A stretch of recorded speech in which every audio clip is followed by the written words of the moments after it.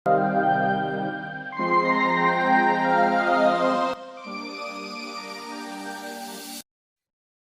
વિદ્યાર્થી મિત્રો, હું પુનઃ આપનું આપણી યુટ્યુબ ચેનલમાં હાર્દિક હાર્દિક હાર્દિક સ્વાગત કરું છું.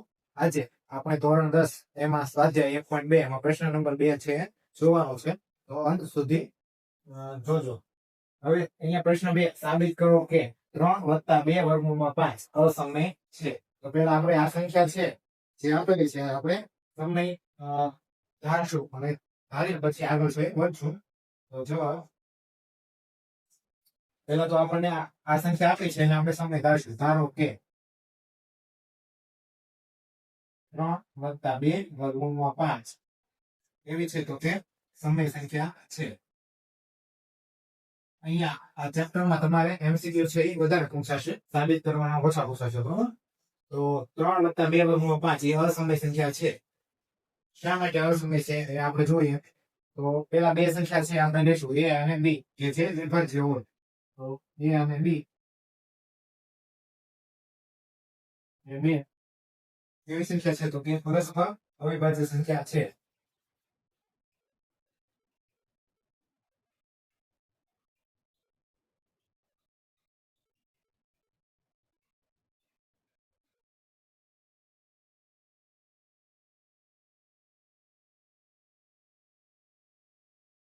a અને b એ બે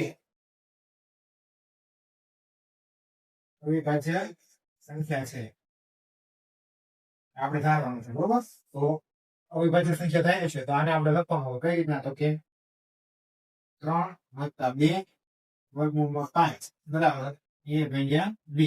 આ બંને એકબીજા પરસ્પર કેવી સંખ્યા થાય, તો કે અવિભાજ્ય સંખ્યા છે થશે. હવે પરસ્પર અવિભાજ્ય હોય અને આ છે જવાબ મળતો હોય, તો હવે આને આપણે સાદુરૂપ આપીએ.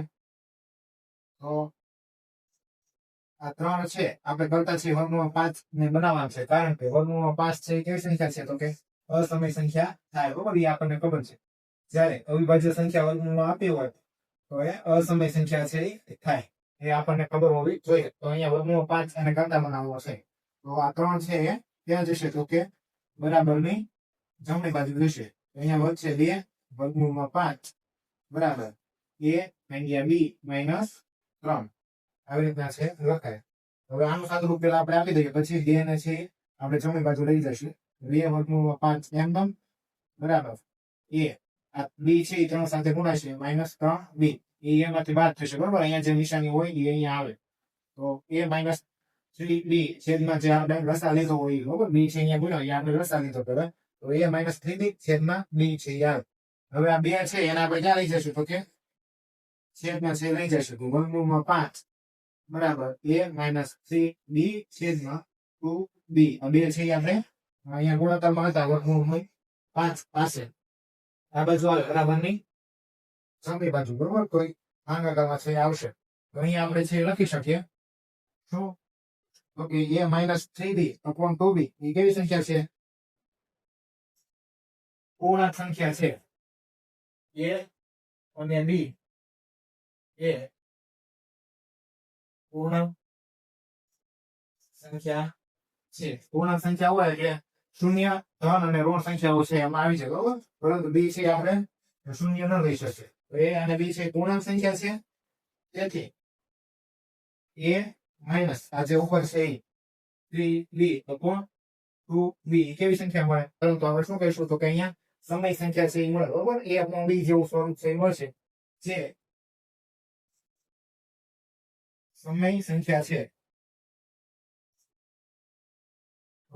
અહીંયા આપણે સમય સંખ્યા છે કહીશું, કારણ કે આપણે છે વર્ગમૂળ 5 છે અસમય સંખ્યા છે એ સાબિત કરવા માટે.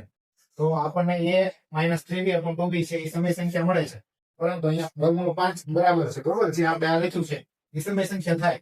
આ સમય સંખ્યા હોય તો વર્ગમૂળ 5 પણ કેવી થાય, તો સમય સંખ્યા થાય. પરંતુ વર્ગમૂળ 5 છે એ કેવી સંખ્યા છે, તો કે વર્ગમૂળ 5 એ અસમય સંખ્યા છે.